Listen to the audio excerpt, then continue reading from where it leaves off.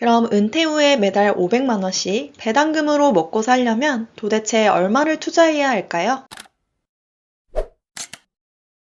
안녕하세요. 똑소리 나는 재테크의 똑재입니다. 여러분은 매일 쳇바퀴 돌듯이 반복되는 일상에 지긋지긋하다고 느끼신 적 있으신가요? 저는 오늘 또 이 생각을 했는데요. 우리는 매일 아침마다 힘겹게 일어나고 지옥철에 끼어서 출근을 한 다음 회사에서는 영혼을 불태웁니다. 그러곤 집에 오면 항상 녹초가 되는 게 일상이죠. 쉬는 날은 왜 이렇게 빨리 지나가는지 모르겠고 저는 또다시 회사 책상에 앉아 있습니다. 저는 종종 이런 생각을 합니다. 아, 나는 언제쯤 경제적으로 자유로울 수 있을까? 이 노예 같은 삶 언제 벗어날 수 있을까? 우리의 하루는 누구에게나 공평하게 24시간이죠. 그 중에서 8시간은 잠을 자고 1시간은 출근 준비, 12시간은 회사를 위해서 사용합니다. 이렇게 다 빼고 나면 자유시간은 고작 4시간이 남는데요. 그런데 여기서 만약 야근을 한다거나 자녀가 어리다면 이 자유시간마저도 없습니다. 이렇게 일주일에 5일, 때로는 6일을 반복합니다. 더 끔찍한 건 이것을 수십 년 동안 반복해야 한다는 것입니다. 이렇게 대부분의 사람은 인생의 절반을 노동으로 보냅니다. 우리는 왜 이렇게밖에 살 수 없을까요? 가장 큰 이유는 회사를 그만두게 되면 당장 쓸 생활비가 없기 때문입니다. 물론 조금 모아둔 돈으로 한동안은 버틸 수 있겠지만 얼마 못 가서 이는 다 소진됩니다. 즉, 우리는 돈이 없어서 생활비를 벌려고 계속 일을 하는 건데요. 실제로 65세에서 79세를 대상으로 장래에 근로를 원하냐는 설문조사에 절반 이상이 그렇다고 답변하였습니다. 그런데 취업을 원하는 가장 큰 이유가 생활비의 보탬을 하기 위해서입니다. 실제로 한국은 은퇴하지 못하는 나라 세계 1등이기도 합니다. 늙어서까지 생활비를 벌기 위해 계속해서 일을 하는 것이죠. 자, 그럼 내가 쓰는 생활비만큼 매달 들어온다면 은퇴를 할 수 있는 거 아닐까요? 꼭 일을 그만두지 않더라도 경제적 자유라고 할 수 있지 않을까요? 그럼 도대체 생활비로 얼마가 필요할까요? KB 골든라이프 보고서에 따르면 노후를 위한 최소 생활비는 월 251만 원, 적정 생활비는 월 369만 원이라고 합니다. 2018년보다 최소 생활비는 67만 원, 적정 생활비는 무려 106만 원이나 증가했는데요. 물가가 오름에 따라서 필요한 생활비도 가파르게 증가한 모습입니다. 여기서 말하는 최소 생활비는 기본적인 의식주를 해결하기 위한 생활비고요. 적정 생활비는 여행이나 여가활동, 손자녀 용돈 등 조금 더 여유로운 생활을 위한 금액입니다. 하지만 이는 어디까지나 평균치이기 때문에 본인의 라이프 스타일에 맞춰 적정 생활비를 계산할 필요가 있습니다. 똑재의 경우는 현업에 있을 땐 아끼고 모으자 주의지만 은퇴 후에는 조금 더 여유로운 삶을 즐기고자 적정 생활비를 월 500만 원으로 계산하였습니다. 그럼 은퇴 후에 매달 500만 원씩 배당금으로 먹고 살려면 도대체 얼마를 투자해야 할까요? 가장 먼저 어떤 종목에 투자해야 할지를 골라야겠죠. 국내 대표 ETF인 3가지 중에 골라보도록 하겠습니다. 스파이는 배당률이 높진 않지만 나름대로 배당 성장을 꾸준히 하고 있고요.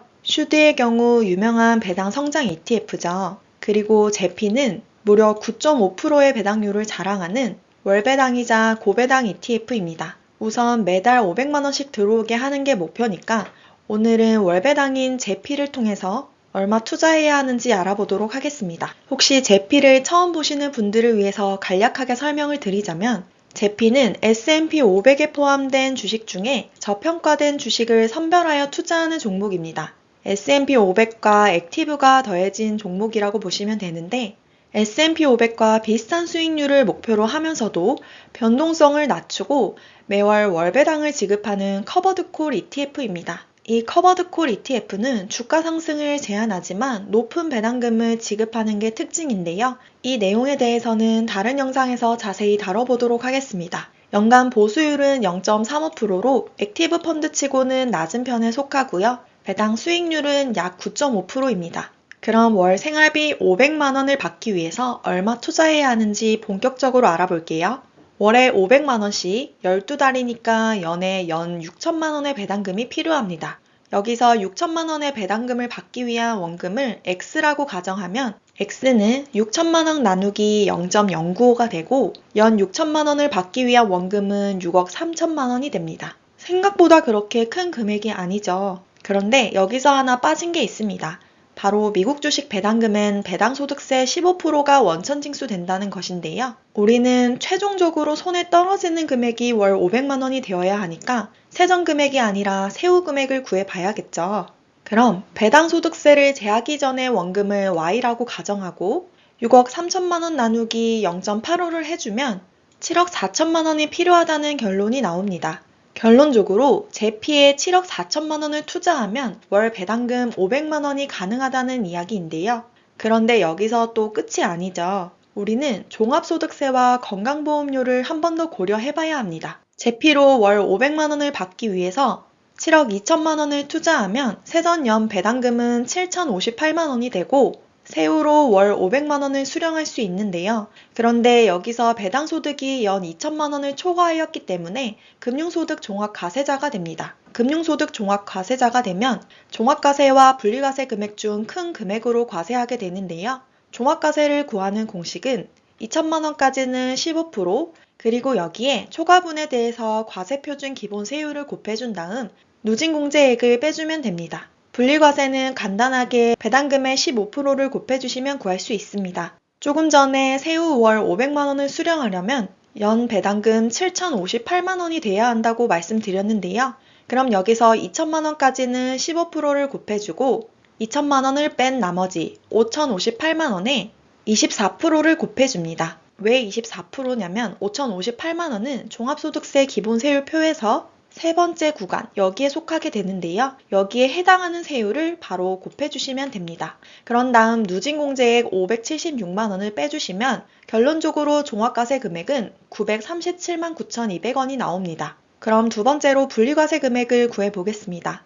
분리과세 금액은 배당금의 15%를 곱해주면 되는데요. 7,058만 원의 15%는 1,058만 7천 원입니다. 즉 여기서 비교를 해보시면 납부된 원천징수세액이 종합과세 세금보다 더 크기 때문에 추가로 저희가 내야 할 세금은 0원입니다.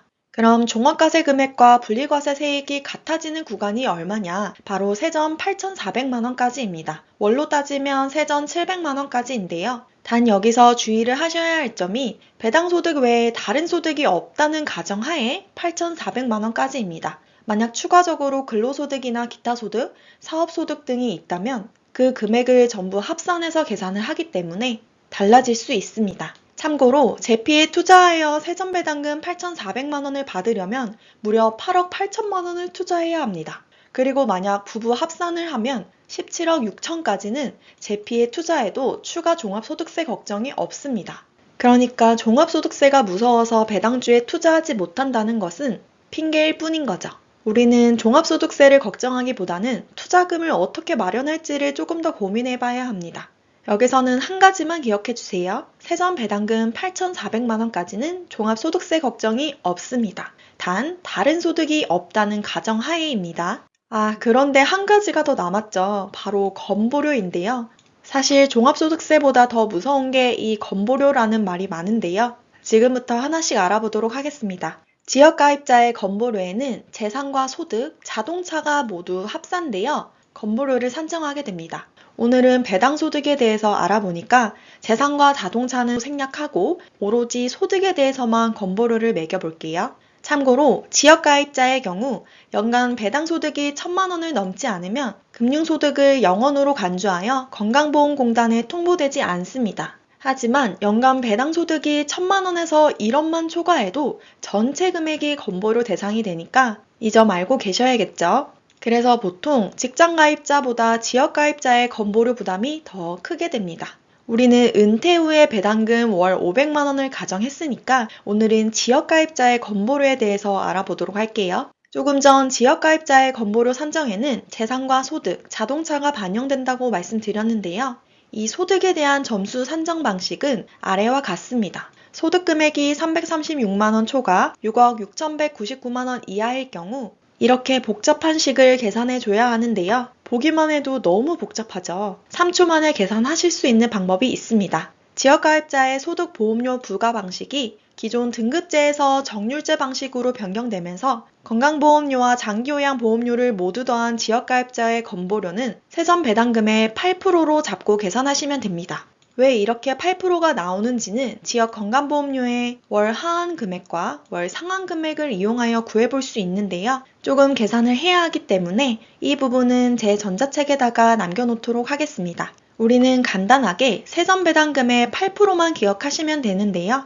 2023년 기준으로 건강보험료율 7.09%, 장기요양보험료율 0.9082, 이 두 개를 더해서 7.9982이므로 사실상 8%나 다름없습니다. 하지만 2024년에 장기요양보험료가 인상되는데요. 기존 보험료율이 0.9082에서 0.9182로 인상됩니다. 진짜 월급 빼고 세금은 너무 잘 오르는 것 같아요. 그럼 2023년 대비 2024년의 보험료가 어떻게 되냐? 2023년에는 7.9982%를 곱했다면 2024년에는 8.0082%를 곱하게 되는데요. 사실상 0.01% 상승했기 때문에 2023년과 마찬가지로 8%만 기억하셔서 계산하셔도 무방할 것 같습니다. 이렇게 변경된 세금 부분은 제 전자책에 모두 업데이트 될 예정이니 이미 구매를 하신 분들이라면 다음번 업데이트에 변경된 자료를 받아보실 수 있습니다. 결론적으로 다른 소득과 재산 없이 배당소득이 8,400만 원 이하일 경우에는 배당소득과 건보료 세율을 간단하게 세정배당금의 23%만 제하시면 됩니다. 우리는 매달 500만 원을 손에 쥐기 위해서 1년에 총 세후 6천만 원의 배당금을 수령해야 하는데요. 세전배당금을 A라고 가정했을 때 6천만 원 나누기 77%를 해주면 A는 7,790만 원이라는 결론이 나옵니다. 그럼 여기서 우리의 투자 원금이 얼마가 되어야 하느냐? 투자 원금 B에 제피의 배당률이 0.095를 곱해주면 세전배당금 7,790만 원, 세후 월 500만 원이 나오게 되는데요. 이 식을 이용하여 B를 구해보면 투자 원금 B는 8억 2천만 원이라는 결론이 나옵니다. 중요 내용 한 번 더 정리를 해보겠습니다. 세전배당금 8,400만 원까지는 추가 세금이 없고요. 건강보험료와 장기요양보험료는 세전배당금의 8%로 계산해 주시면 됩니다. 결론적으로 배당소득세와 건보료 두 가지를 더한 세금은 세전배당금의 23%로 계산해 주시면 됩니다. 하지만 여기서 다른 소득이나 재산이 많다면 더 큰 금액이 필요하겠죠. 정확한 건보료 계산은 국민건강보험공단에서 구해보실 수 있습니다. 똑제가 세후 월 500만 원을 수령하기 위해서는 총 8억 2천만 원의 투자금이 필요하네요. 그런데 월급이 300만 원이라고 했을 때 한 푼도 안 쓰고 모아야 1년에 겨우 3,600만 원이죠. 그럼 월 500만 원을 받기 위해서 8억 2천만 원을 모으려면 무려 22년이나 소요됩니다.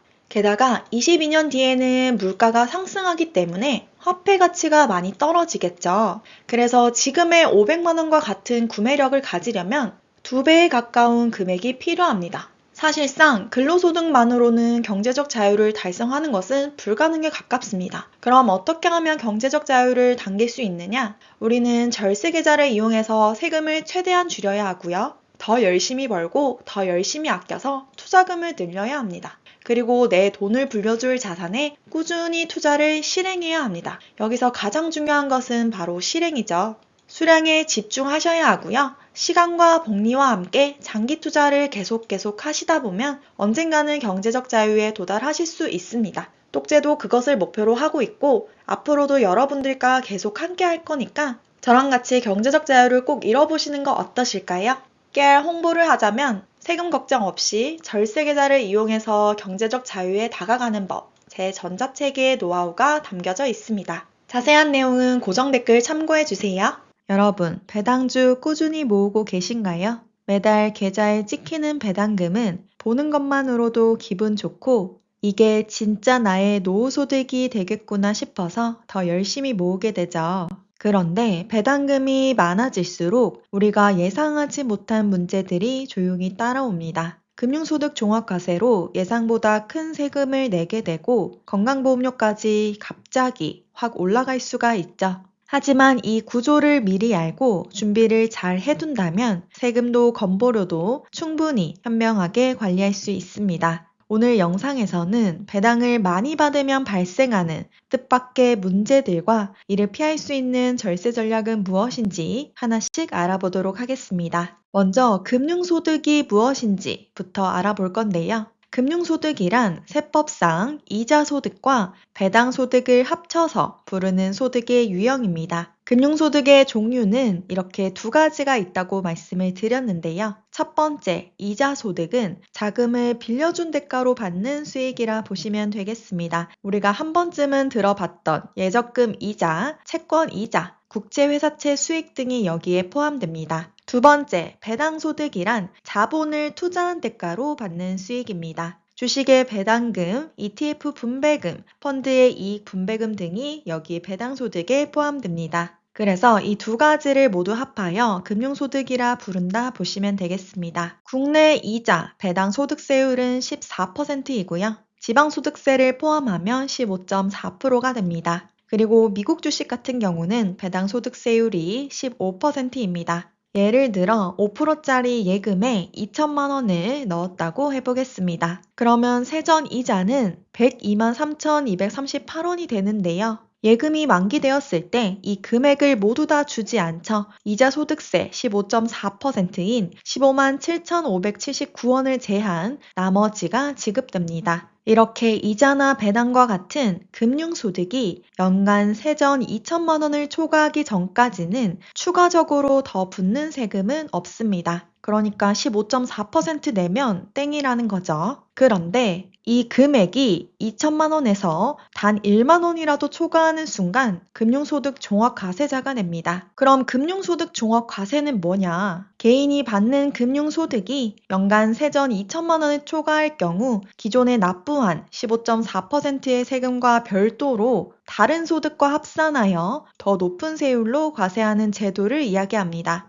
여기서 말하는 다른 소득은 사업소득, 근로소득, 연금소득, 기타 소득이 있고요. 여기에 기존 금융소득까지 더해서 모두 종합소득에 포함되는 소득입니다. 앞에서 말씀드렸다시피 연간 세전 금융소득이 2천만 원 이하일 경우 지방소득세 포함해서 15.4%로 분리과세 후 납세 의무는 종결되지만요. 만약 2천만 원을 초과한다면 금융소득 종합과세자가 되고 종합소득을 모두 합산해서 누진세율을 적용하게 됩니다. 얼마만큼의 누진세율이 적용되냐? 2025년 종합소득세율표는 아래와 같은데요. 과세표준 금액이 높아지면 높아질수록 세율 또한 가파르게 증가하는 것을 볼 수가 있죠. 그럼 실질적으로 얼마 정도를 내게 되는 건지 예시를 통해서 알아보도록 하겠습니다. 연간 배당소득으로 5천만 원을 수령하는 은퇴자라고 해보겠습니다. 월에 한 400만 원 정도 수령받는 사람이고요. 은퇴를 했기 때문에 다른 소득은 없습니다. 미국 주식에 투자했다고 치고 배당소득세 15% 계산을 해보면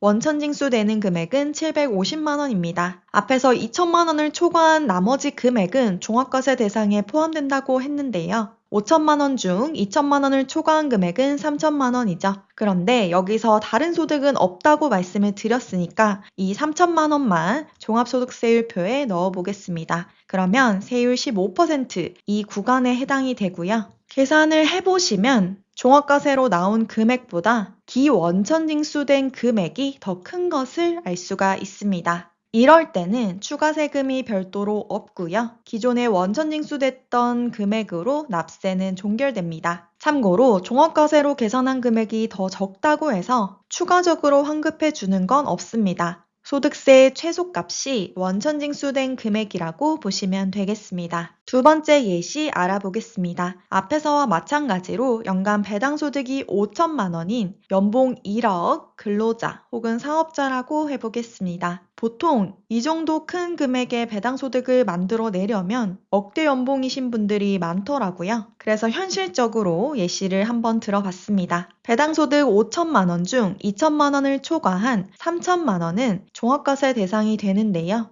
여기에 플러스로 근로소득이 1억 존재하죠. 그러면 두 개를 더했을 때 1억 3천만 원이 되고 1억 3천만 원은 세율 35% 구간에 위치하게 됩니다. 1억 3천만 원을 35% 세율을 적용한 다음 누진 공제액을 빼주면 나오는 세금은 3,006만 원이 되는데요. 만약 금융소득이 없이 오로지 근로소득 1억만 있다고 했을 때 종합과세 되는 금액은 1,956만 원이 나옵니다. 그러면 아주 단순하게 봤을 봤을 때 금융소득으로 인해서 추가적으로 발생한 종합과세 금액은 1,050만 원이라고 볼 수가 있겠죠. 그런데 여기 3천만 원은 기존에 우리가 배당금을 수령할 때 원천징수된 금액이 또 있죠. 15% 세율하면 450만 원이고요. 결론적으로 연봉 1억인 근로자가 연간 배당소득 5천만 원일 때 종합과세로 인해서 추가적으로 납부해야 할 세금은 600만 원이 나옵니다. 월로 따져보면 50만 원 정도 된다고 볼 수가 있는데요. 매달 400만 원 넘는 배당금을 수령하는데 세금으로 50만 원이 빠져나간다고 해서 이 세금 때문에 무서워서 투자 못하겠다. 이건 누가 봐도 아니죠. 세금을 상대적으로 덜 내는 연봉 5천만 원과 세금을 더 내긴 하지만 연봉을 1억 준다면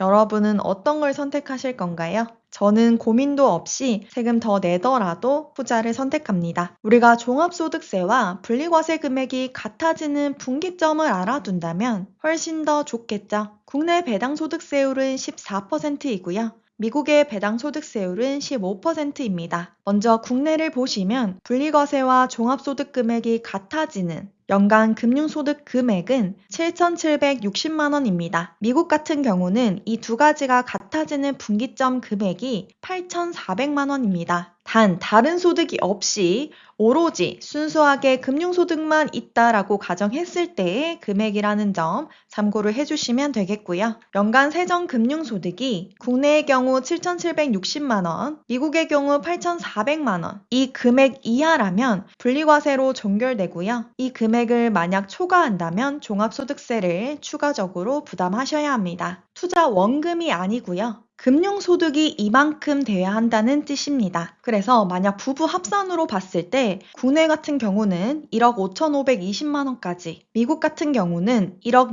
6,800만 원까지 세금 부담 없이 투자하실 수 있습니다. 연간 이 정도의 금융소득을 만들어내려면요. 배당률 5%라고 했을 때 국내 같은 경우는 투자 원금이 31억이 필요하고요. 미국은 무려 33억 필요합니다. 한도가 너무너무 넉넉하죠. 그러니까 세금 무서워서 배당주에 투자 못한다는 말은 핑계입니다. 은퇴 이후에 다른 소득이 없다면 아주 넉넉하게 세금 걱정 없이 투자할 수 있습니다. 우리는 어떻게 이 투자금을 더 마련할 것인지 여기에 초점을 둬야겠죠. 여기서 끝이었으면 좋았을 텐데, 네, 여러분도 아시다시피 더 무서운 녀석이 하나 남았습니다. 바로 건보료이고요. 얼만큼 부담이 높아지는지 하나씩 또 살펴보도록 하겠습니다. 먼저 가입자 유형으로는 크게 직장 가입자와 지역 가입자가 있는데요. 여기에 피부양자도 있겠죠. 직장 가입자는 회사원, 공무원, 교직원 등 흔히 사업장 근로자라고 보시면 되겠고요. 지역 가입자는 프리랜서, 자영업자 등 직장 가입자와 피부양자를 제외한 나머지 가입자라고 보시면 되겠습니다. 그래서 우리는 이 세 개 중 어딘가에는 속해 있겠죠. 먼저 직장 가입자부터 건보료 어떻게 계산되는지 살펴보겠습니다. 금융소득이 연간 2천만 원을 초과할 경우 보수 외 소득월액 보험료가 부과되는데요.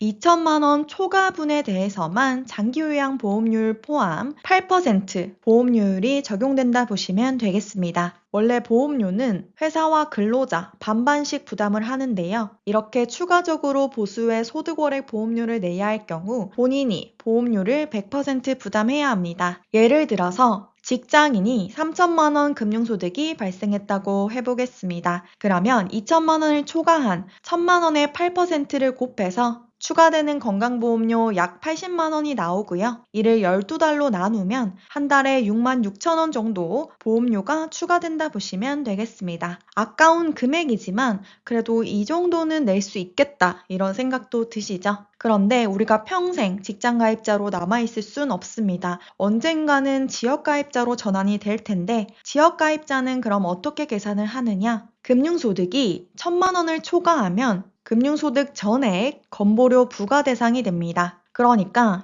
연간 금융소득이 999만 원이다. 이러면 건보료 하나도 안 내셔도 되고요. 금융소득이 1,001만 원이다. 이러면 1,001만 원 전체가 건보료 부과 대상이 되고 건강보험료를 납부하셔야 합니다. 여기서 끝이 아니죠. 지역가입자의 경우 건강보험료를 계산할 때 재산도 같이 봅니다. 재산이 많으면 많을수록 건보료도 당연히 올라가게 되고요. 원래는 여기에 자동차까지 포함이 되어 있었는데 다행히도 2024년 자동차는 폐지되었습니다. 그러면 실질적인 예시를 통해서 지역가입자의 건강보험료가 얼만큼 올라가는지 알아보도록 하겠습니다. 은퇴 후에 근로나 사업소득 전혀 없다고 가정을 했고요. 연간 금융소득이 1,500만 원 정도 나온다고 해보겠습니다. 월로 따지면 월에 한 100만 원 초반 정도 되는 금액이죠. 그리고 아파트는 시가 14억에서 15억 정도 되는 아파트를 소유하고 있다고 해보겠습니다. 작년 기사를 보면 서울 아파트 중위값이 사상 첫 10억을 돌파했다고 하죠.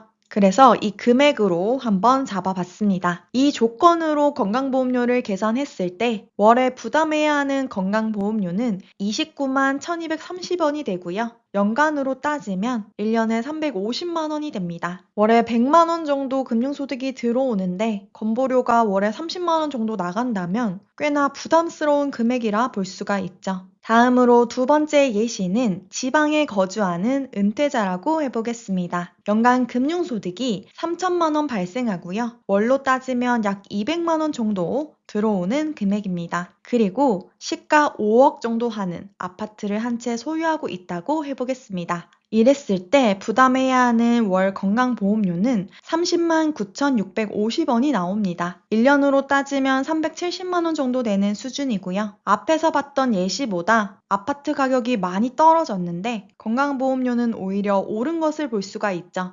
금융소득이 앞의 케이스보다 2배 많아져서 그렇습니다. 가장 정확한 건 건강보험공단 사이트 들어가셔서 모의로 본인 상황에 맞춰서 시뮬레이션 돌려보시길 추천드립니다. 다음으로 세 번째 예시이고요. 이분은 은퇴자이지만 국민연금으로 1,200만 원, 그러니까 월에 100만 원씩 수령한다고 해보겠습니다. 연간 금융소득이 4,200만 원이고요. 월에 300만 원 정도 들어온다고 해보겠습니다. 정말 너무 든든하겠죠? 그리고 시가 한 20억 정도 되는 아파트를 한 채 보유하고 있다고 해보겠습니다. 이 경우 예상되는 건보료는 월에 54만 6,530원입니다. 1년으로 하면 650만 원이 되겠네요. 재산이 많을수록 그리고 금융소득이 늘어날수록 건보료 부담도 크게 증가하는 것을 볼 수 있습니다. 우리가 직접 실제로 건보료 계산을 해보니까 직장 가입자보다는 지역 가입자의 부담이 훨씬 더 큰 것을 알 수가 있었죠. 물론 소득 있는 곳에 세금이 있다지만 세금과 건보료를 아낄 수 있다면 아끼는 것이 세후 수익률을 높이는 방법입니다. 그러니까 최대한 세금과 건보료를 아낄 수 있도록 전략을 잘 짜야겠죠. 은퇴 후에 준비를 하게 되면 늦습니다. 직장을 다닐 때 부지런히 세금과 건보료 영향이 없는 곳으로 금융자산을 옮겨놔야만 합니다. 저 역시 지금 이 작업을 굉장히 열심히 하고 있고요. 그 과정에서 알게 되는 노하우, 정보들을 꾸준히 전자책에 업데이트하고 있습니다. 앞으로도 계속 업데이트될 예정이고요. 관심 있으신 분들은 고정 댓글 참고 부탁드립니다. 그럼 앞으로도 풍족한 노후에 도움되는 유익한 영상들로 찾아뵙도록 하겠습니다. 구독과 좋아요 눌러두시면 빠르게 영상 받아보실 수 있습니다. 여러분 혹시 매달 월급처럼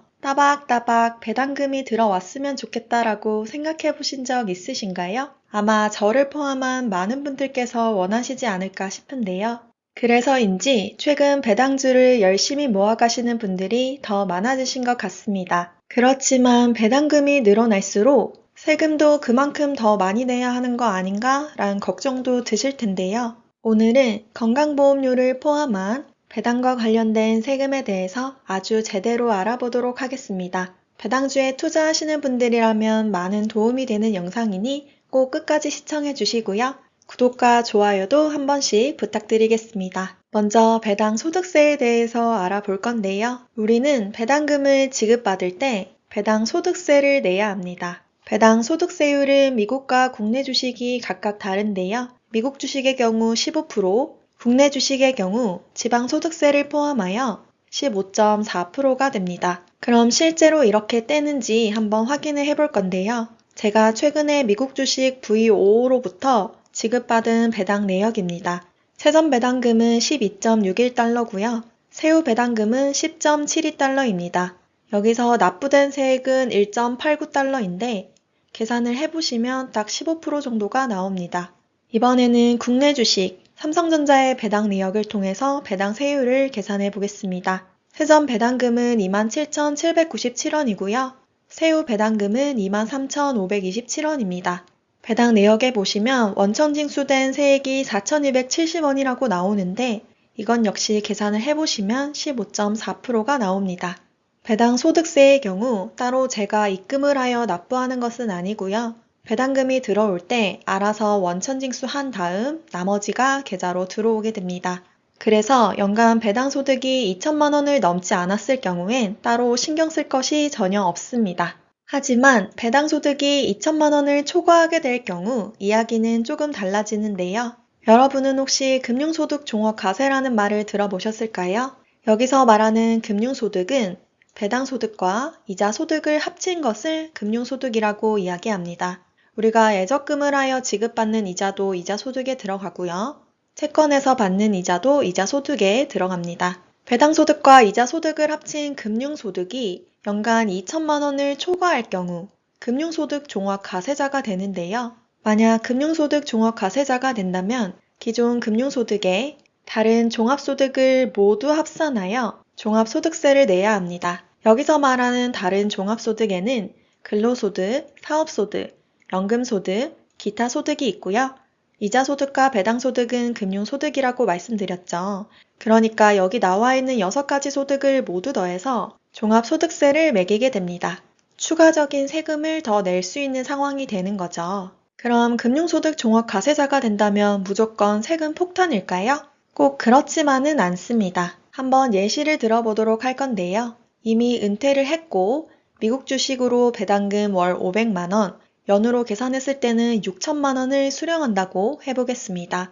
은퇴를 했기 때문에 다른 소득은 전혀 없는 상태고요. 이걸 표로 한번 나타내 봤습니다. 총 연간 6천만 원의 배당금 중 2천만 원과 4천만 원을 각각 분리해서 생각해 볼 수 있는데요. 6천만 원 중 2천만 원까지는 배당 소득세 15%를 원천 징수하는 걸로 납세 의무는 종결됩니다. 여기서 추가적으로 내야 할 세금은 없고요. 하지만 2천만 원을 초과한 나머지 4천만 원은 다른 소득과 합산하여 종합소득세율을 적용하게 됩니다. 조금 전에 봤던 종합소득세 기본 세율표에 대입하여 추가 세금을 내는 것이죠. 그럼 직접 세금을 계산해 볼 건데요. 총 6천만 원의 배당금 중 2천만 원은 15% 세율로 300만 원 원천 징수한 다음 계좌로 들어오게 되고요. 나머지 4천만 원은 이 표에 대입하여 종합소득세를 구해야 하는데 조금 전 은퇴를 했기 때문에 다른 소득이 없다고 말씀드렸죠. 그러니까 그대로 4천만 원을 이 표에다 넣어보면 세율 15% 구간이 됩니다. 그럼 4천만 원에 세율 15%를 곱하고요. 여기서 누진공제액을 그대로 빼주시면 474만 원이 나옵니다. 제가 여기에는 잘못 적었네요. 그런데 이 4천만 원의 배당금도 배당금을 수령할 때 이미 배당소득세 15%를 원천 징수한 다음 받았었죠? 기 원천 징수된 금액은 600만 원입니다. 즉, 종합소득세로 계산된 금액보다 이미 더 많은 세금을 뗀 상태이기 때문에 여기서 추가적인 세금은 없습니다. 한 번 더 정리를 해보면요. 종합소득세를 계산했을 때 이미 원천 징수한 금액보다 더 많이 나오면 기 납부액을 제외한 나머지를 추가 납부하시면 되고요. 만약에 더 적게 나오거나 동일하다면 기존 원천 징수한 금액으로 퉁을 치시면 되겠습니다. 즉 추가 납부할 금액이 없습니다. 한 번 더 표로 보시면요. 원천 징수된 금액이 크거나 같다면 납세 의무는 종결되고요. 만약 원천 징수한 금액보다 종합소득세 금액이 더 크다면 나머지 차액을 종합소득세로 납부하시면 되겠습니다. 그럼 여기서 또 한 가지 의문이 생기시죠? 원천 징수한 금액과 종합소득세 금액이 같아져서 추가 세금이 없는 연간 배당 수령액 금액은 얼마일까요? 이미 알고 계신 분들도 있으실 텐데요. 미국 주식을 기준으로 세전 연 8,400만 원까지입니다. 월로 환산하면 월 700만 원까지 추가적인 종합소득세 납부는 없습니다. 세후 금액으로 따져보면 연간 7,140만 원, 월로 따지면 595만 원이고요. 만약 배우자와 합산할 경우 세전 연 1억 6,800만 원, 월로 하면 1,400만 원까지 추가 세금이 없습니다. 이 정도 금액이면 정말로 충분히 경제적 자유가 가능하겠죠. 생각한 것만큼 그렇게 금융소득 종합과세자가 무서운 것은 아닙니다. 다만 여기서 배당소득 외에 다른 소득이 있을 경우엔 종합소득세 부담이 커질 수는 있습니다. 하지만 계산을 해보시면 세금 폭탄급은 아니고요. 오늘 영상에서는 다른 소득이 없는 케이스만 다뤘는데 제 전자책에 보시면 다른 소득이 있는 케이스도 계산이 되어 있으니 필요하신 분들은 참고해 주시고요. 사실 이보다 더 무서운 세금이 있는데요. 바로 여러분도 아시다시피 건강보험료입니다. 특히나 은퇴를 한 다음에 추가 소득이 없는 상태라면 건강보험료 부담은 더욱 커지게 됩니다. 건강보험료가 과연 얼마나 나올지 궁금하시죠? 그나마 다행인 건 2024년부터 건강보험료 산정 요소에 자동차 부분이 폐지되었습니다. 예전에는 비싼 자동차를 몰면 건보료 부담이 늘어났었는데 자동차 부분은 없어졌고요. 그리고 자산 기본 공제액이 기존 5천만 원에서 1억 원으로 상향되었습니다. 건강보험료는 국민건강보험공단 홈페이지에서 조회를 해보실 수 있는데요. 홈페이지에 들어가시면 보험료 계산기라는 항목이 있는데 이걸 눌러주시면 쉽게 계산을 해보실 수 있습니다. 계산을 할 때 우리는 소득 금액을 입력해야 하는데 이자나 배당소득, 기타 사업소득은 여기 보이시는 사업소득에 넣으시면 되고요. 이 외에 다른 소득이 있으시면 각각 칸에다가 넣어주시면 되겠습니다. 그리고 재산도 입력을 해주셔야 하는데 재산 금액은 시세가 아닌 과세 표준 금액으로 입력하시면 되겠습니다. 아파트와 같은 주택의 경우 공시지가의 약 60%이니 이 점 참고해서 한번 계산을 해보시면 좋을 것 같고요. 사실 사람마다 모두 자산과 소득이 다 다르기 때문에 건강보험료는 직접 계산을 해보시는 게 제일 정확한데요. 그래도 대략 어느 정도 나오는지를 알기 위해서 제가 임의로 계산을 해봤습니다. 주택 과세표준 금액이 3억, 월 200만 원씩 연간 2,400만 원의 배당금을 수령한다고 했을 때 나오는 건강보험료는 한 달에 약 30만 원 정도입니다. 연간으로 따지면 360만 원이고요. 이번에는 과세표준금의 5.4억에 월 배당금 300만 원씩 연간 3,600만 원씩 수령한다고 했을 때 건강보험료는 월에 42만 원입니다. 그리고 마지막으로 재산과 소득을 조금 높여서 계산을 해봤는데요. 주택 과세표준 금액이 9억, 월 배당금 700만 원씩 연간 8,400만 원을 수령한다고 했을 때 내야 하는 건강보험료는 약 월에 78만 원, 연간 936만 원입니다. 재산가액이 크거나 소득이 많을 경우 건보료 부담은 확실히 올라가는 것을 볼 수 있습니다. 세금을 내긴 내겠지만 너무 아까운 게 세금이죠. 그럼 우리는 어떻게 세금을 줄일 수 있을지 한번 고민을 해봐야 합니다. 그런데 여기서 더 무서운 게 하나 더 남았습니다. 금융소득이 연간 2천만 원을 초과할 경우 재산에 상관없이 무조건 피부양자에서 탈락하게 됩니다. 그러니까 기존에는 피부양자로 등록되어 건보료를 내지 않던 사람도 금융소득이 연간 2천만 원을 넘어갈 경우 재산과 소득이 모두 반영되어 지역가입자 건보료를 내야만 합니다. 그러니까 배당금을 조금 더 받으려다가 건보료를 추가로 많이 내야 할 수도 있기 때문에 우리는 잘 계산해서 투자하는 것이 필요한데요. 게다가 건보료 부과 기준 금융소득을 연 336만 원으로 낮춘다는 이야기도 계속 나오고 있습니다. 그래서 우리는 일찍이부터 건보료를 피할 수 있는 금융상품에 대해서 공부하는 것이 굉장히 중요합니다. 그럼 건보료를 피할 수 있는 금융상품에 대해서 알아봐야겠죠? 현재 국세청에서 종합소득금액을 취합하여 건강보험공단으로 보내주기 때문에 종합과세가 되지 않는 소득은 건보료도 부과하지 않습니다. 우리가 흔히 알고 있는 ISA 계좌 같은 경우도 무조건 분리과세되기 때문에 종합과세에 포함되지 않고요. 그렇기 때문에 건보료를 부과하지 않습니다. 또한 연금저축과 IRP와 같은 사적연금 계좌는 연간 연금 수령액이 1,500만 원을 초과할 경우 종합과세에 포함이 되기는 하지만 현재까지는 건강보험료를 부과하고 있지 않습니다. 그러니까 우리는 연금저축펀드, IRP, ISA 계좌와 같은 절세 계좌를 적극적으로 활용하여 세금을 아껴야겠죠? 지금 당장엔 시드가 크지 않아서 세금 걱정이 없다 하시는 분들도 계실 텐데요. 하지만 미리미리 준비하지 않고 나중에 한 번에 처리하려고 하면 골치 아픈 일이 또 생길 수가 있습니다. 저 역시 그렇기 때문에 세금을 아낄 수 있는 금융상품에 대해서 관심을 가지고 있고요. 관련한 노하우와 방법들을 제 전자책에 아주 자세히 다뤘습니다. 앞으로도 이와 관련된 정책들이 또 바뀔 수 있지만 변경되는 부분이 있다면 추가 업데이트하여 전달 드릴 예정입니다. 기초적인 내용부터 아주 쉽게 꼼꼼히 다뤄져 있으니 관심 있으신 분들은 고정 댓글 참고해 주시고요. 여러분, 은퇴 후에도 매달 500만원씩 꾸준히 들어온다면 얼마나 든든할까요? 그런데 현실은 녹록지 않습니다. 많은 분들이 노후 자금이 부족하다는 불안감 속에 살아가고 있습니다. 그런데도 은퇴 후 매달 500만 원 이상씩 안정적인 소득을 유지하며 걱정 없이 살아가는 사람들이 있습니다. 그들은 과연 어떻게 준비를 했을까요? 오늘은 연금 부자들의 비법을 하나씩 파헤쳐 보도록 하겠습니다. 우리도 이들의 전략을 알게 된다면 더 나은 노후를 준비할 수 있겠죠. 매달 500만 원씩 받는 연금 부자들의 비법. 그럼 바로 한번 알아볼까요?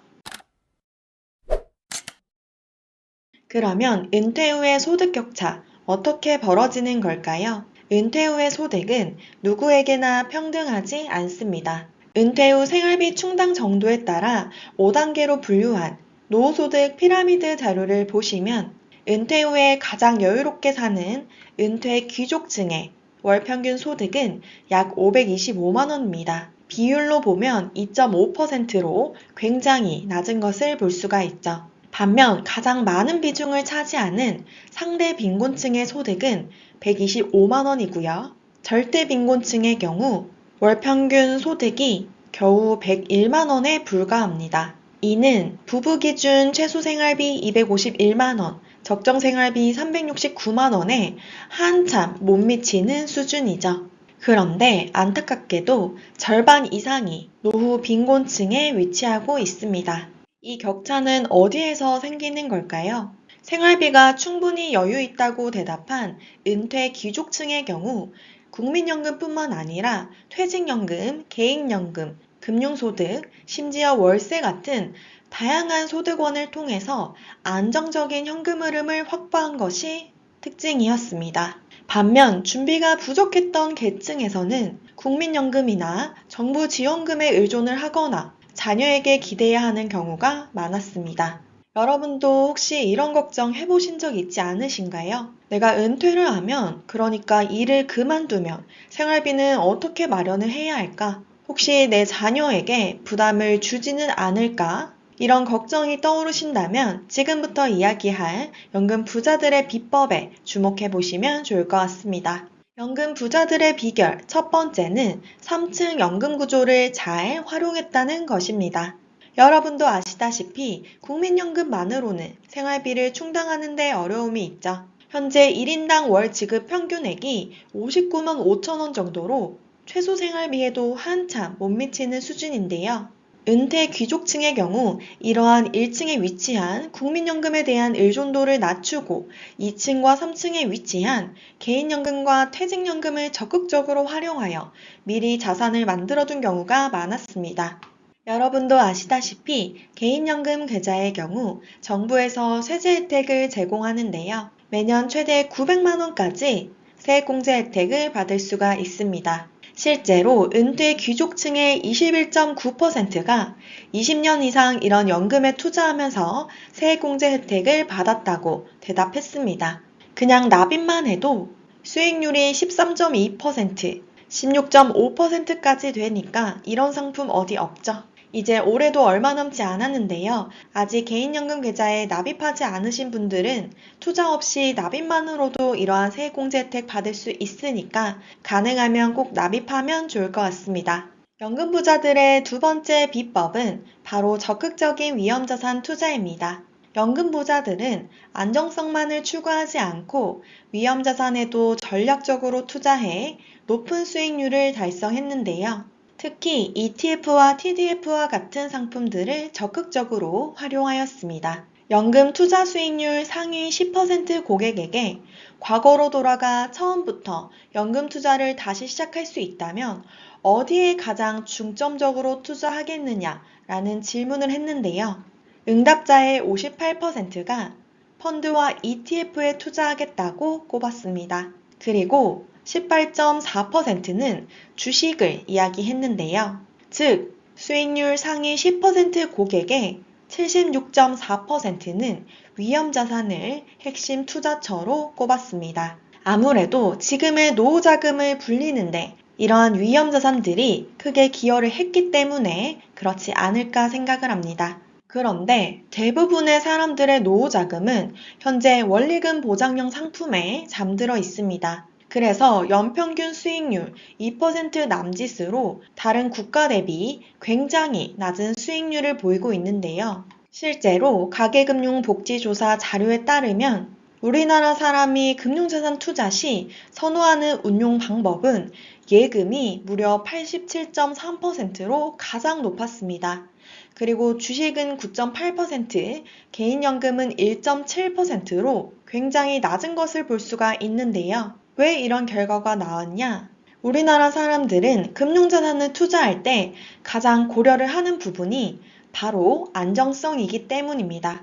안정성을 가장 고려하기 때문에 수익률은 다소 낮더라도 원금이 보장되는 원리금 보장형 상품에 많은 돈을 투자를 하고 있는 거죠. 그런데 너무 보수적으로 운용하면 원금은 보장이 될 수 있지만 수익률이 너무너무 낮습니다. 우리가 노후자금 같은 경우는 굉장히 조금 긴 시간 투자를 하게 되는데 원금 보장형 상품의 투자만으로는 인플레이션 방어가 불가능합니다. 정말 최소로 물가 상승률에서 플러스 2에서 3% 정도 되는 수익률을 기록해야만 어느 정도 노후자금을 형성할 수가 있는데요. 위험자산 투자를 잘 활용하신 분들은 연금계좌의 수익률이 46.5%로 굉장히 높은 것을 볼 수가 있습니다. 반면 하위 10% 고객의 평균 수익률을 보면 마이너스 3.3%죠. 비슷한 금액을 비슷한 기간 동안 투자를 하더라도 어떤 종목에 어떻게 투자하냐에 따라서 이렇게 수익률은 극과 극으로 나뉠 수 있습니다. 여러분들은 둘 중에 어떤 성과를 선택하시겠어요? 앞에서도 말씀을 드렸다시피 연금계좌 같은 경우는 오랫동안 굴러가는 계좌이기 때문에 안에 포트폴리오를 어떻게 구성하냐에 따라서 향후에 내 자금이 달라질 수가 있는데요.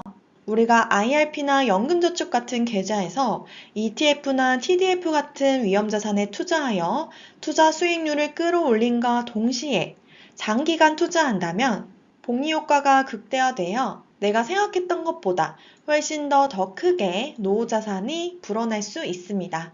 아무래도 은퇴를 하게 되면 우리가 새로운 일자리를 구하지 않는 이상 이 연금이 나의 주된 소득이 될 텐데요. 이 준비를 어떻게 했냐에 따라서 삶의 질이 완전히 달라질 수가 있겠죠. 누구는 호캉스 가고 여행 다니고 손주 용돈도 두둑히 챙겨주고 이렇게 편하고 안정적으로 살아가는 반면에 또 누구는 생활비가 부족해서 단순 노무직으로 계속 일하는 삶을 살게 될 수도 있겠죠.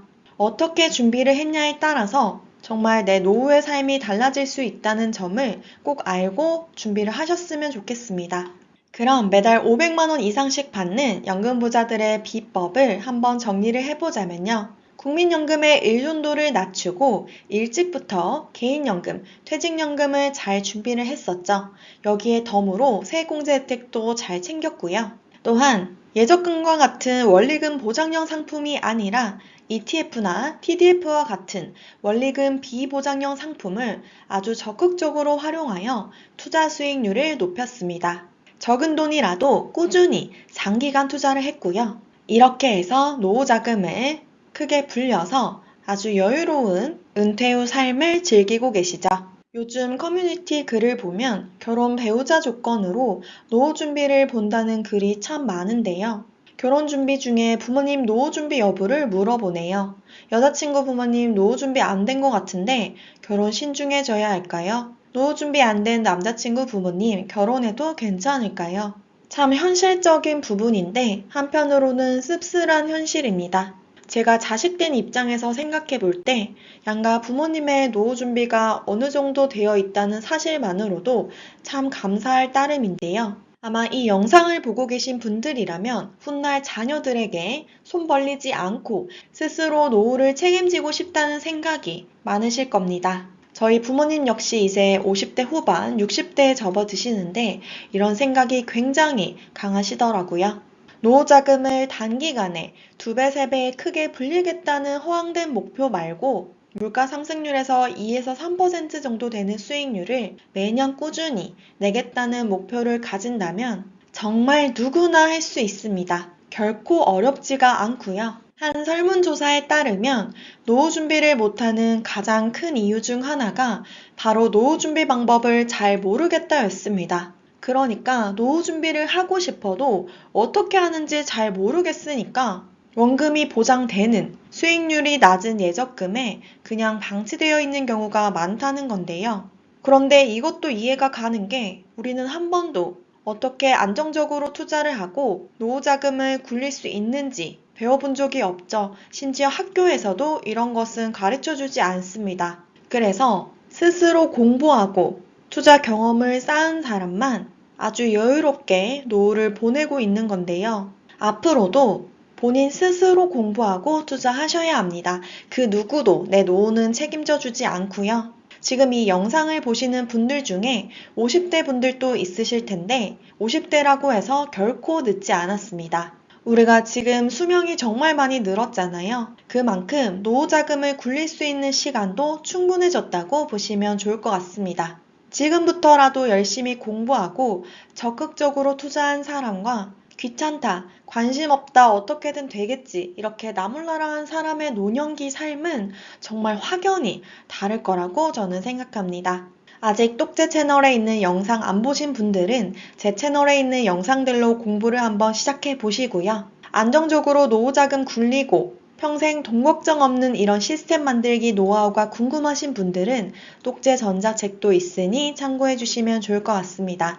그리고 그냥 나는 누가 조금 딱딱 찝어서 요점만 잘 알려줬으면 좋겠다 하시는 분들은 똑제 강의도 있으니까 관심 있으신 분들은 고정 댓글 참조해 주세요. 요즘 노후 준비를 위해서 연금계좌 운용하시는 분들 많으시죠? 연금을 꾸준히 잘 모아가는 것도 중요하지만 연금을 잘못 수령할 경우 세금 폭탄을 맞을 수 있기 때문에 이 부분에 대해서도 전략을 잘 짜는 것이 중요합니다. 내 소중한 연금 자산인데 세금으로 많이 내면 너무 아깝잖아요. 그래서 오늘은 세금 폭탄을 피할 수 있는 방법과 꿀팁들에 대해서 소개해 드리도록 하겠습니다. 먼저 하나의 연금 계좌에는 여러 가지 성격의 재원들이 모두 포함되어 있을 건데요.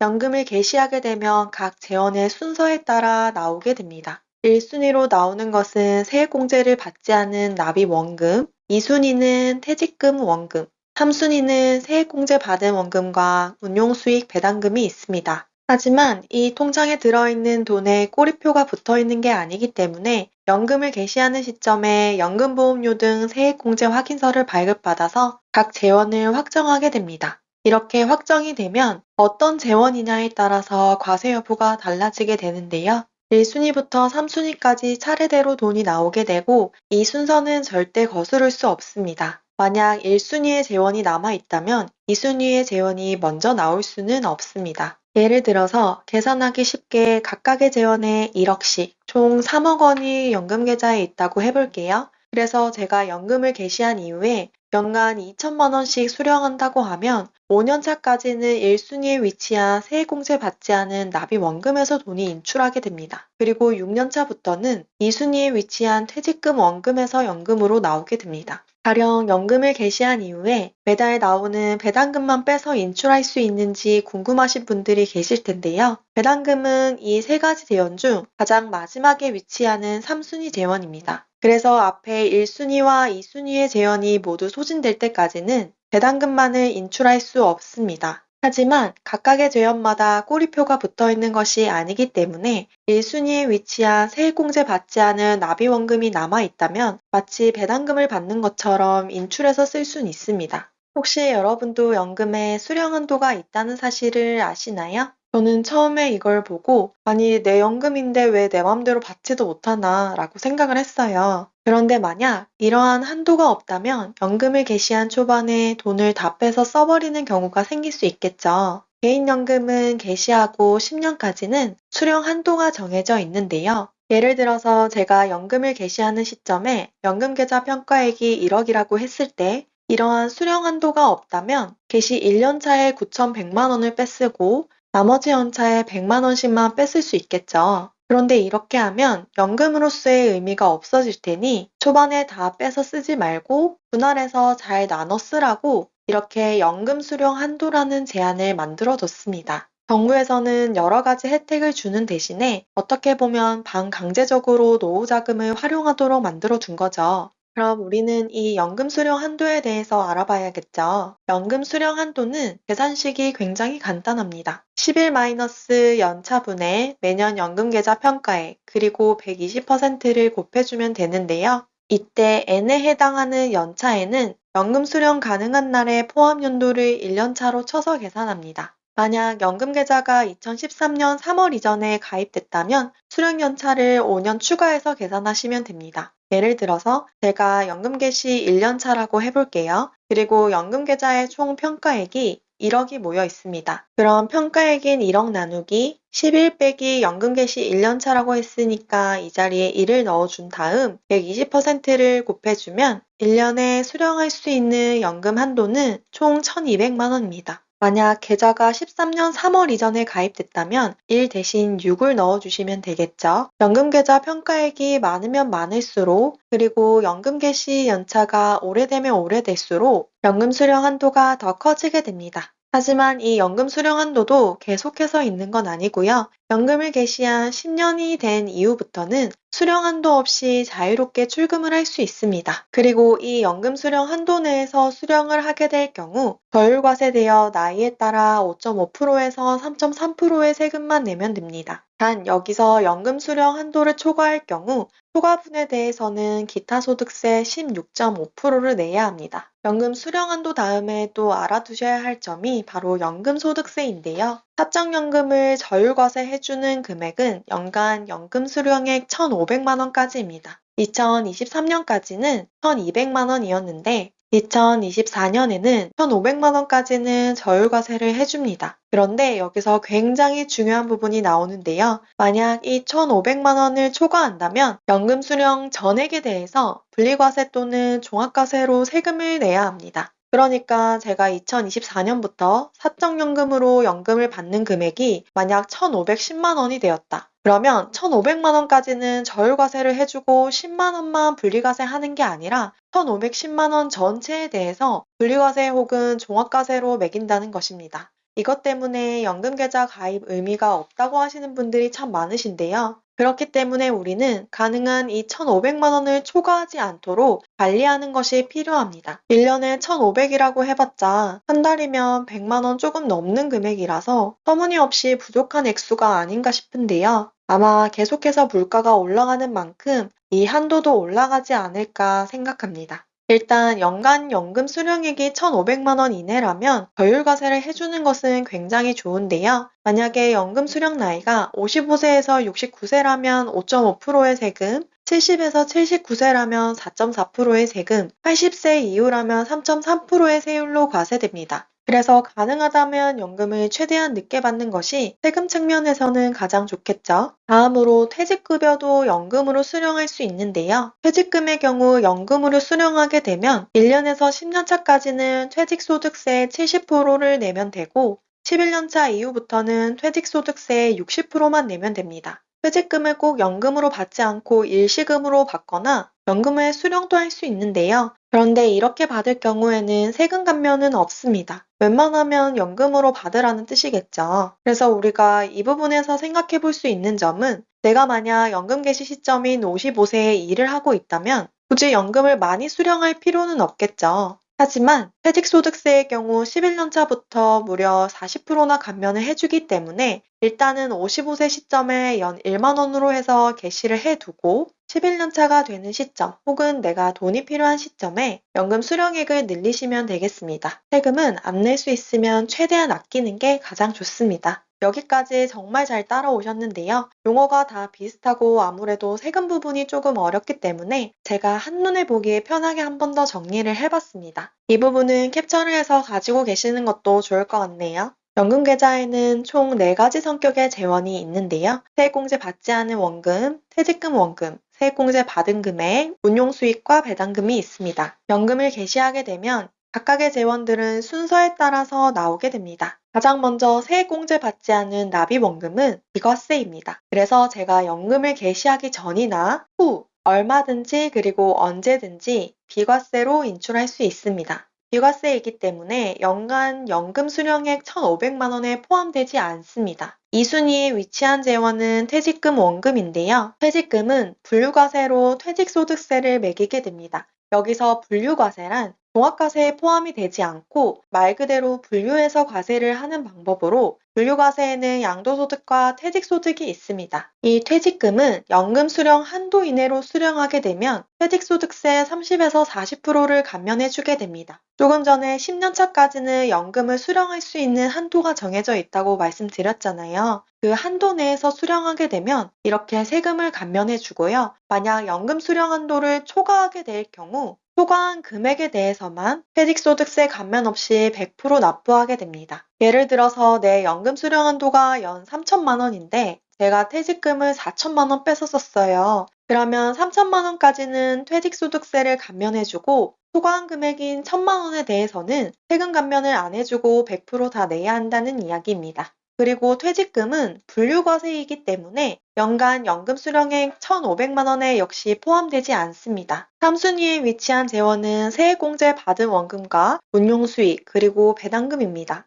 두 가지는 물론 다른 재원이지만 세금이 똑같기 때문에 같은 3순위에 위치하게 됩니다. 이 두 가지의 재원은 연금소득세로 과세가 되는데요. 연간 연금 수령액인 1,500만 원으로 수령하게 되면 나이에 따라 5.5에서 3.3% 저율과세로 매기게 됩니다. 엄청 낮은 세율로 과세를 해주는 거죠. 단 여기서 또 중요한 부분이 만약 연간 연금 수령액이 1,500만 원을 초과한다면 연금 수령액 전액에 대해서 분리과세 또는 종합과세를 선택하여 과세하게 됩니다. 그래서 우리는 1,500만 원을 초과하지 않도록 관리를 해야겠죠. 조금 복잡해 보이기는 하지만 영상을 계속 돌려보시면서 이해를 꼭 하시기를 바랍니다.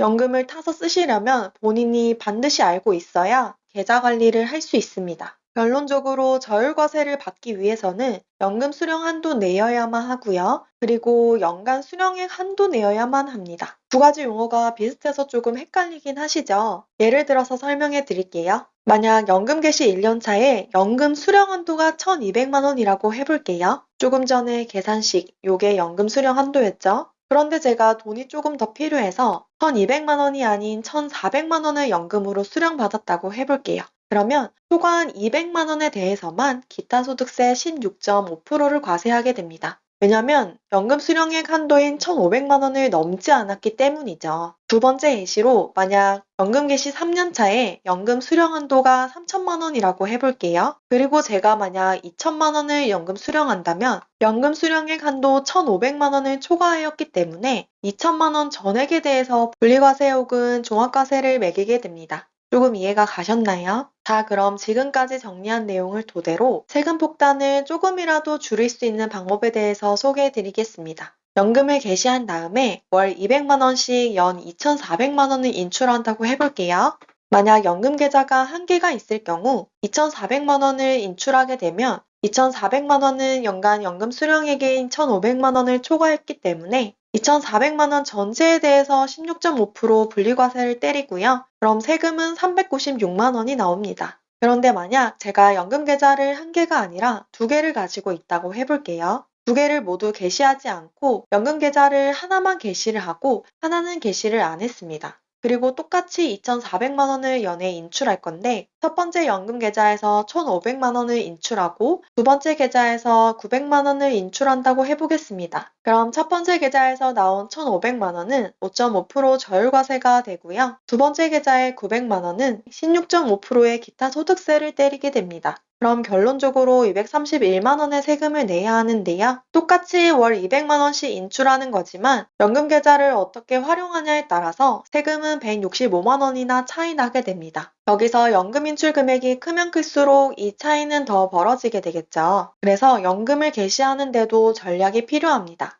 마지막으로 한 번 더 정리를 해보겠습니다. 저는 개인적으로 개인연금은 무조건 가입을 하시라고 추천드리는데요. 연금계좌는 가입기간 5년 이상, 그리고 만 55세 이상부터 연금을 개시할 수 있고 10년 이상 분할하여 연금을 수령해야 합니다. 연금을 개시하는 시점에 연금보험료 등 세액공제 확인서를 홈택스에서 뗀 다음 제출하여 각 재원을 확정하시면 되고요. 연금을 개시한 이후에는 해당 계좌에 추가 불입은 불가능합니다. 하지만 계좌 안에서 투자는 계속할 수 있기 때문에 연금으로 인출하기 전까지는 계속해서 굴려주는 게 좋겠죠. 그리고 많이들 궁금해 하시는 게 또다시 연금 계좌를 만들 수 있는지를 궁금해 하시는데요. 연금저축계좌는 바로 재개설이 가능합니다. 하지만 새로 만든 계좌를 개시하려면 5년 이상부터 가능하기 때문에 혹시 모르니까 미리 만들어 두시기를 추천드려요. 개인연금은 세액공제, 과세이연, 저율과세 등 정말 많은 혜택이 있고요. 이런 혜택을 이용해서 재투자할 경우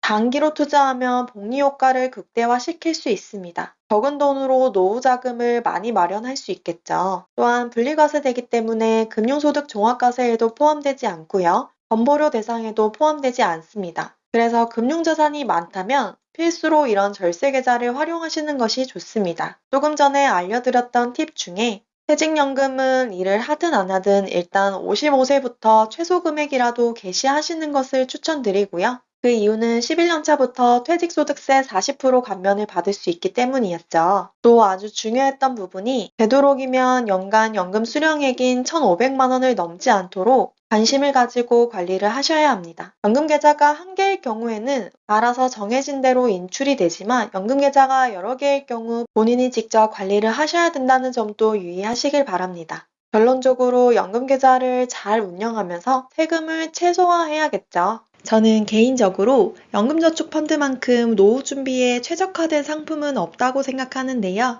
하지만 아직까지도 연금저축펀드를 꺼려하시는 분들이 참 많습니다. 연금저축 납입을 꺼려하시는 분들에게 이유를 여쭤보면 크게 두 가지 정도로 추려집니다. 첫 번째 이유로는 중도 해지할 경우 오히려 손해가 아닌가요? 두 번째 이유로는 연간 연금 수령액 1,500만 원이 넘어갈 경우 세금 폭탄이 아닌가요? 이렇게 두 가지 이유로 연금저축을 멀리 하시는 분들이 많은데요. 저 역시 처음 연금저축을 시작할 때 주변에서 이런 소리를 굉장히 많이 들었습니다. 이처럼 떠도는 소문을 듣고 누구는 팩트를 체크한 다음 연금저축으로 이른 노후 준비를 시작하고 누구는 아무런 준비를 하지 않을 수 있겠죠. 분명 같은 이야기를 들었지만 어떻게 받아들이고 행동하냐에 따라 노후가 극명하게 달라질 수 있습니다. 나중에 가서 후회한다고 해도 아무도 책임져 주지 않겠죠. 본인의 노후는 본인 스스로 제대로 알아보고 준비하셔야 합니다. 오늘은 제가 이 부분에 대해서 팩트체크를 해드리도록 하겠습니다. 첫 번째 연금저축과 관련된 소문입니다. 중도 해지할 경우 오히려 손해 아닌가요? 사실 이러한 이야기가 나오는 데는 어느 정도 일리가 있습니다. 연금저축의 경우 중도 해지 시 기타 소득세 16.5%를 떼야 하는데요. 세액공제 받은 원금과 배당금을 포함한 운용수익 전체에 대해서 세금을 떼게 됩니다. 물론 연봉 5,500만 원 이하일 경우 세액공제율이 16.5%이기 때문에 기타 소득세와 동일해서 별다르게 손해볼 것이 없지만 연봉이 5,500만 원 초과하는 사람의 경우 세액공제율이 13.2%인데 기타 소득세는 16.5%이기 때문에 오히려 3.3% 손해를 보게 됩니다. 그리고 일반 계좌에서 배당금을 수령하거나 국내 상장 해외 ETF 거래로 발생하는 배당 소득세 15.4%보다 1.1% 손해라고 볼 수 있습니다. 하지만 관점을 조금 다르게 생각해보면 어떨까요? 우선 연봉 5,500만 원 이하일 경우 세액공제율과 다시 뱉어내는 기타 소득세가 동일하기 때문에 무조건 손해볼 것이 없습니다. 일단 가입하는 것이 좋고요. 만약 연봉이 5,500만 원 초과해서 3.3% 손해를 입게 되더라도 내가 연금계좌 투자로 5% 이상 수익률을 올리면 되는 거 아닐까요? 제가 보유 중인 3년 된 연금저축 계좌 중 하나인데요. 별다른 종목을 투자하지 않았지만 수익률이 30%가 넘습니다.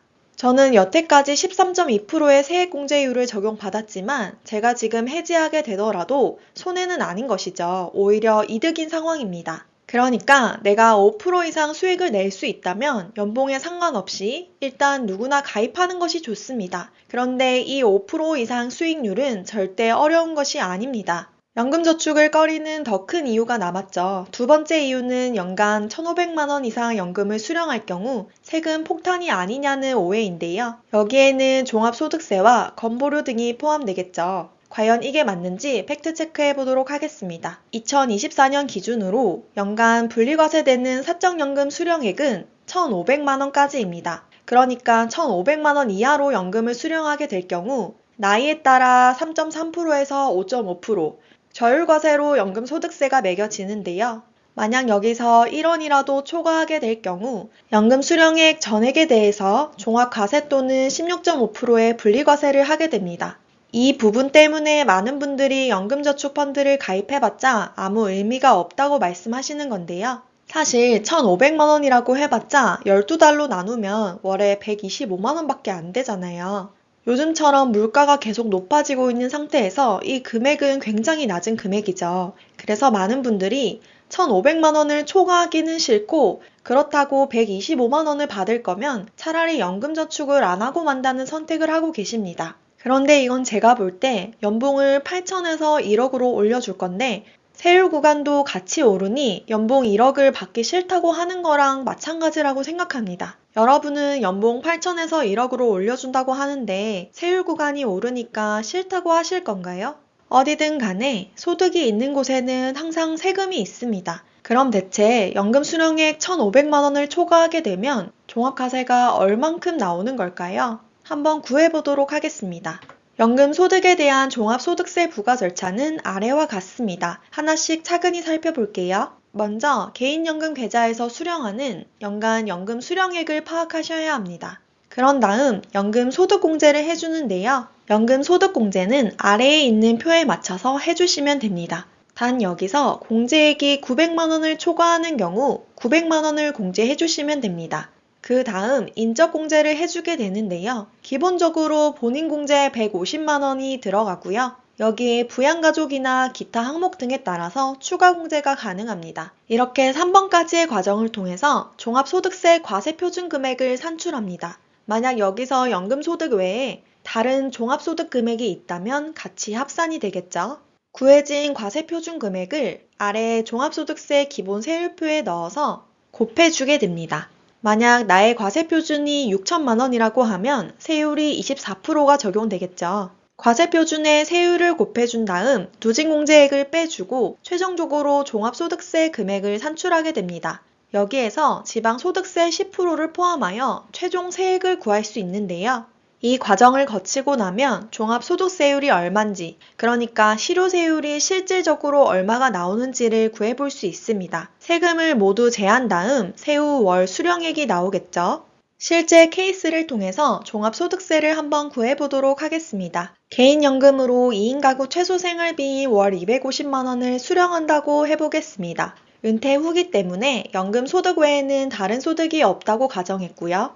연간 총 연금액은 3천만 원입니다. 연금액이 1,400만 원을 초과했기 때문에 630만 원 플러스 1,400만 원을 초과하는 금액의 10%를 더해주시면 되는데요. 이렇게 구해진 금액은 790만 원으로 전체 연금액에서 790만 원을 공제해주면 됩니다. 그런 다음 인적공제를 해줘야 하는데요. 여기서는 기본공제 150만 원만 해주겠습니다. 그럼 종합소득 과세표준금액을 구할 수 있는데요. 총 연금액 3천만 원에서 연금소득공제 790만 원을 빼주고 기본공제인 150만 원을 빼주면 과세표준금액은 2,060만 원이 나옵니다. 이렇게 구한 2,060만 원은 세율 구간 15%에 해당하게 되겠죠. 2,060만 원의 15%를 구해준 다음 누진공제액 126만 원을 빼주게 되면 결론적으로 종합소득세 금액은 183만 원이 나옵니다. 여기서 최종 세액을 구해볼 수 있는데요. 종합소득세 금액 183만 원에 지방소득세 10%인 18만 원을 더해주면 결론적으로 최종 세액은 201만 원이 됩니다. 그럼 여기서 우리가 종합소득세율을 구해볼 수 있겠죠. 201만원 나누기 3천만원을 해주게 되면 6.7%가 나옵니다. 물론 우리가 1,500만원 이내로 수령했을 때 저율과세되는 5.5%보다는 큰 수치지만 1.2%밖에 차이가 나지 않습니다. 6.7%로 세금 폭탄이라고 할 수는 없겠죠. 그럼 여기서 또 한 가지 의문이 생기실 겁니다. 연금 수령액이 적어서 종합소득세가 낮은 거 아닌가요? 그래서 이번에는 연간 최대 연금 납입액을 꽉 채워 투자했다고 가정하고 구해보도록 하겠습니다. 연간 최대 납입 한도는 1,800만 원인데요. 저 역시 올해부터 1,800만 원을 꽉 채워서 투자하고 있습니다. 저의 케이스에 빗대어 25년간 투자한다고 가정하고 8%의 수익률을 적용해서 25년 뒤 총 금액이 얼마가 되는지를 구해봤습니다. 원금은 4억 5천, 수익은 9억 8천, 총 잔액은 14억 3천이 됩니다. 그럼 여기서 4%의 룰, 총 금액에서 연간 4%씩만 꺼냈으면 30년간 원금이 줄지 않는다는 법칙을 적용하여 14억 3천만 원의 4%, 즉 연간 5,720만 원을 인출한다고 가정하고 종합소득세를 구해보도록 하겠습니다. 그럼 총 연금액은 5,720만 원이 되겠고요. 월로 환산하면 476만 원이 됩니다. 여기서 연금소득공제 최대 금액인 900만 원을 빼주고 인적공제, 기본공제인 150만 원을 빼줍니다. 종합소득세 과세표준을 산출하면 574만 원이 나오는데요. 여기서 지방소득세 10%를 더하면 최종세액은 631만 원이 됩니다. 이렇게 최종적으로 구해진 실효세율은 11%가 나옵니다. 물론 저율과세되는 5.5%보다는 2배에 달하는 금액이지만 배당 소득세와 이자 소득세 16.5%에 비해서는 한참 낮은 수준입니다. 11%지만 감당 못할 수준의 세금은 절대 아니죠. 여러분은 월에 125만 원 받고 5.5% 세금을 내실 건가요? 아니면 월에 476만 원을 받고 11%의 세금을 내실 건가요?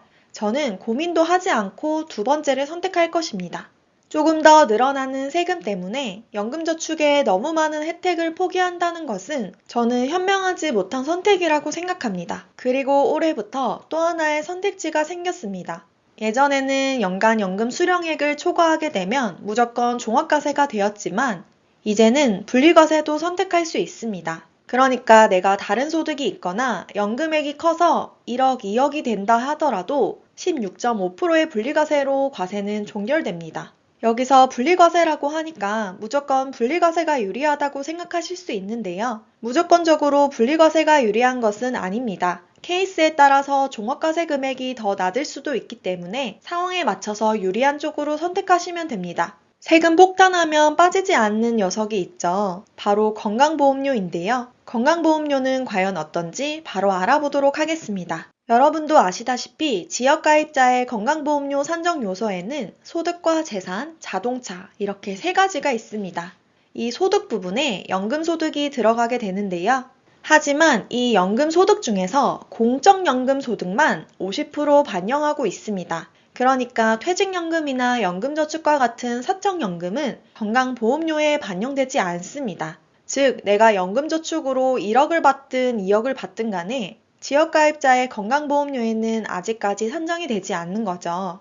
사실 이 부분에 대해서는 사적연금도 건보료를 내야 한다 말이 많은데요. 국민 스스로 노후 준비를 하는 계좌인데 건보료 산정 요소에 포함시키게 되면 과연 누가 스스로 노후 준비를 할까요? 그래서 저는 정부에서 사적연금에 대해서는 건보료 부과가 어렵지 않을까 생각하고 있습니다.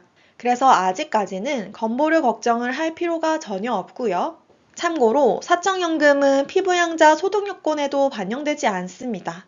이렇게 봤을 때 저는 무조건 노후 준비를 연금저축펀드로 해야 한다고 생각합니다. 연금저축펀드와 세금에 관한 종합적인 내용은 제 전자책에도 담겨 있으니 궁금하신 분들은 고정 댓글 링크 참고해주세요.